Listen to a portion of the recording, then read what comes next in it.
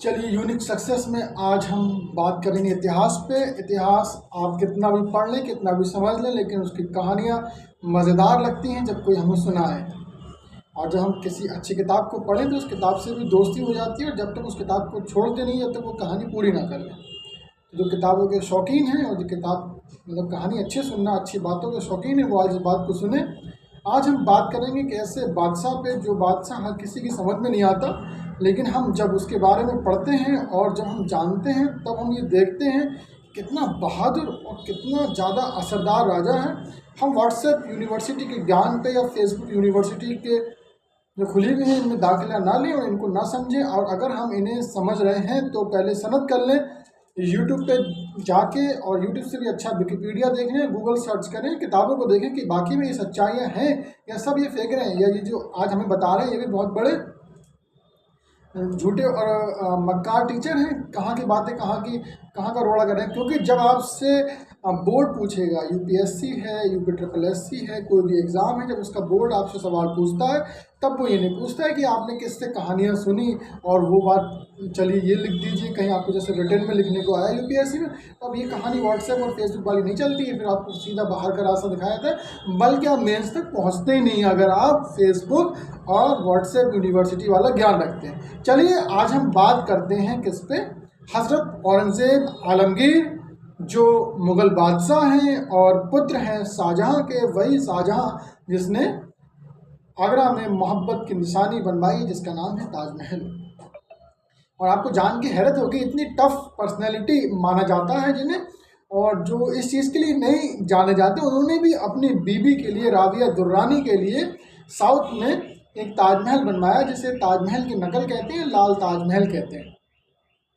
चलिए अब असरदार बातों को देखते हैं कि कौन सी ऐसी बातें हैं जो इनके हमें याद करना चाहिए। हाँ, हम उन्हीं पॉइंटों पर बात करेंगे, समझने की कोशिश कीजिए और सुनिए ध्यान से।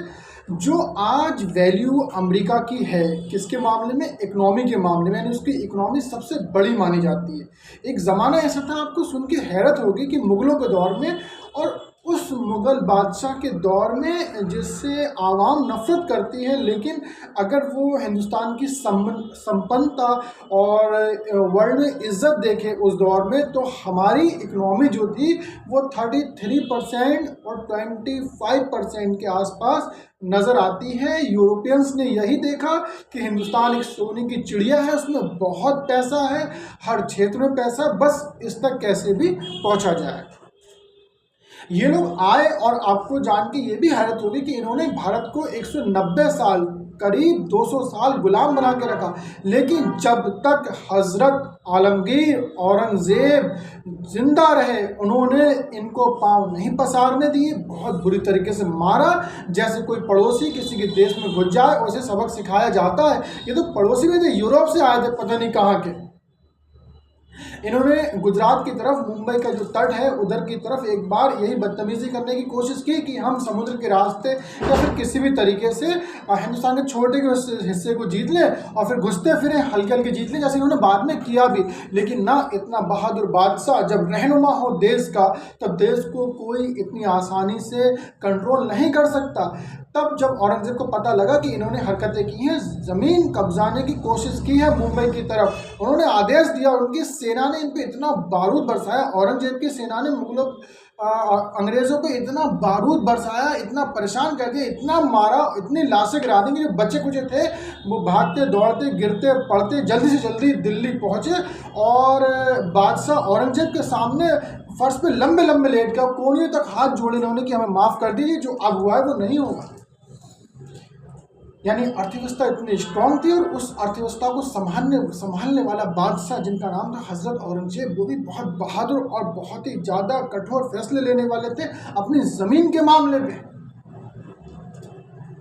अब बात करते हैं संगीत पे। संगीत पे भी कहीं ना कहीं आपने पढ़ा होगा कि रोक लगाई। अब आप आज के ज़माने में देख लीजिए, न जाने हिंदुस्तान का करोड़ों काबिल युवा, पढ़ा लिखा है, सब कामों में ठीक है, वो संगीत और गालियाँ और सड़कों पे ऐसी ऐसी वीडियो बना रहे हैं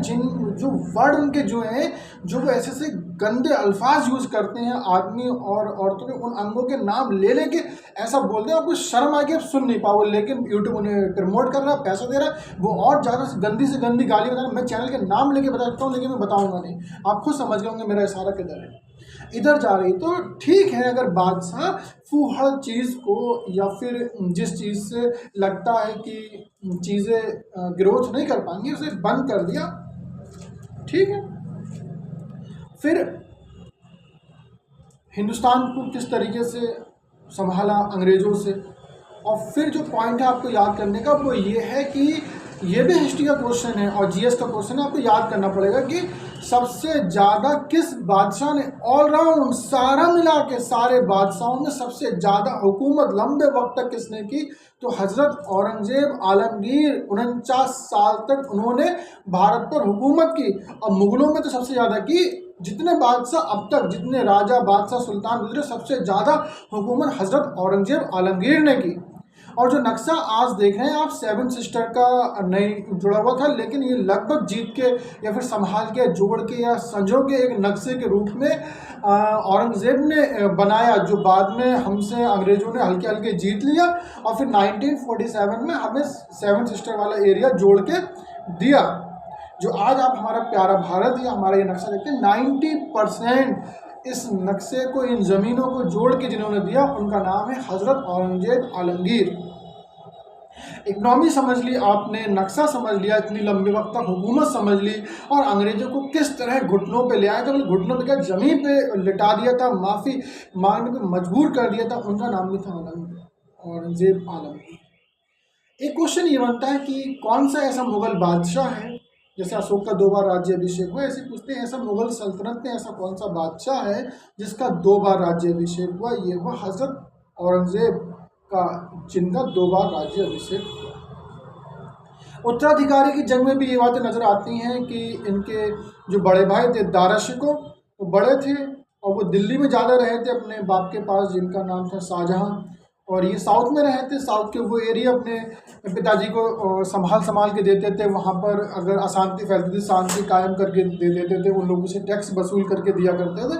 साउथ जहाँ मुग़लों को जाने से डर लगा करता था, आप तो यहाँ तक पढ़ेंगे जो अकबर इतना ज़्यादा मजबूत बादशाह हुआ है, वो भी साउथ की तरफ जाते जाते परेशान हो गए, और असीरगढ़ का किला जो है वो उसका आखिरी अभियान माना जाता है। लेकिन ये तो बिल्कुल साउथ में पहुंच गए थे, तमिलनाडु के आसपास पहुंच गए थे, यानी मुग़ल सल्तनत को वहां तक लेके चले गए।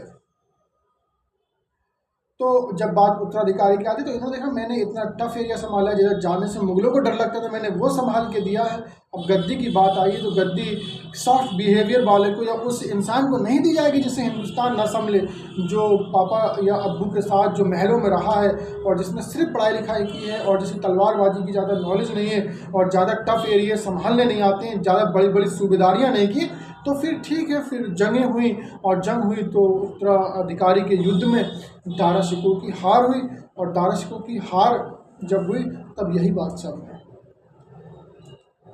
मैंने आपको जो मेन पॉइंट थे वो आपको बता दिए। अगर आपको भी मेरी बातें कुछ समझ में नहीं आई हैं तो आप स्टूडेंट हैं और मॉडर्न ज़माने की स्टूडेंट हैं, आपके पास बहुत बड़े बड़े स्रोत और माध्यम शामिल हैं कि आप मेरी बात की सच्चाइयों को तस्दीक करें, सनद दें, उन्हें जाके देखें कि ये आदमी झूठ बोल रहा है या सच बोल रहा है। देखें, मुझे को नहीं सबको देखें। यूनिवर्सिटी जो आपने व्हाट्सएप को खोल रखा है या फेसबुक में जैसा आपको ज्ञान मिल रहा है, किसी को कुछ पता नहीं, किसी ने कुछ भी पोस्ट कर दिया, उस पर की कोई सनद नहीं, कोई सबूत नहीं, आप उस पर यकीन ना करें। और किसी भी न्यूज़ को आप पढ़े लिखे हैं, आप समझदार जब भी कहलाएंगे जब आप उस पर अपनी बुद्धि का यूज़ करें।